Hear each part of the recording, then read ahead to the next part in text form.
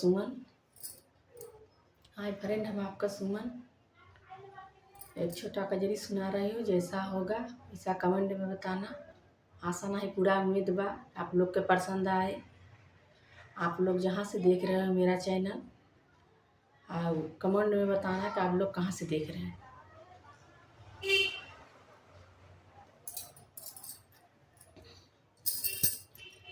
सासू मड़वी तड़वी जिनी बोला अभी मोरा बारी उमरियाना।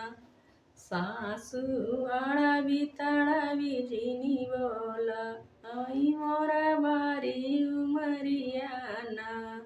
सासू अड़वी तड़वी जिनी बोला अभी मोरा बारी उमरियाना। सासू अड़वी तड़वी जिनी बोला अभी मोरा बारी उमरियाना।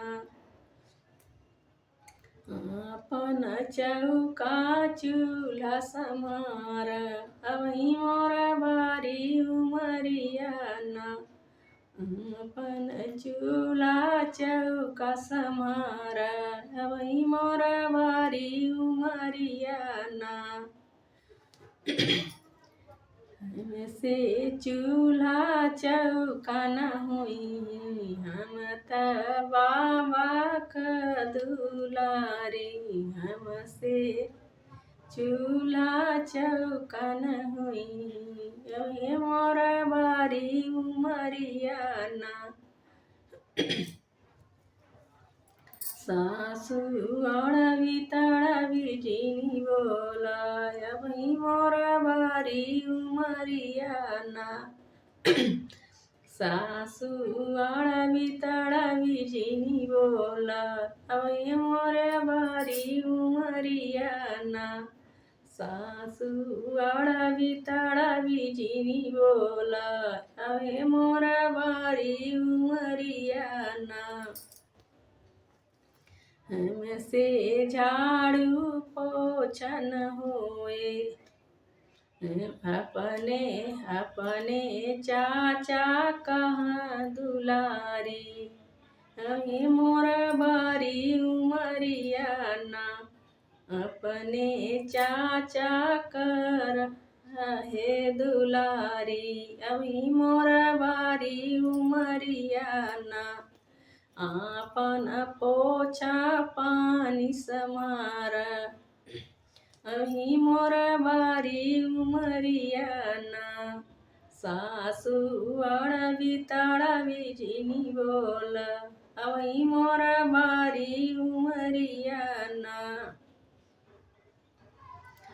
अपन घर दुआरा समार अभी मोरा बारी उमरियाना। अपने भैया का हम दुलारी अभी मोरा बारी उमरियाना। सासू अड़वी तड़वी जिनी बोला अभी मोरा बारी उमरियाना। सासू अड़वी तड़वी जिनी बोला अभी मोरा बारी उमरियाना। सासू आपन चाबी कुंजी हमाई देई देतुना। सासू अपने भैया कहमहू रहे बड़ा दुलारी न। सासू भैया के अपने हमहू रहे बड़ा दुलारी न। आपन चाबी कुंजी दई दे तू वह रहे हमहू सियानी ना।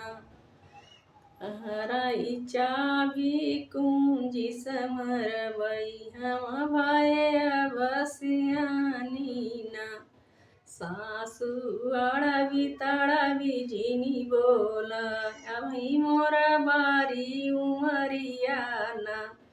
सासू अड़वी तड़वी जिनी बोला अभी मोरा बारी उमरियाना।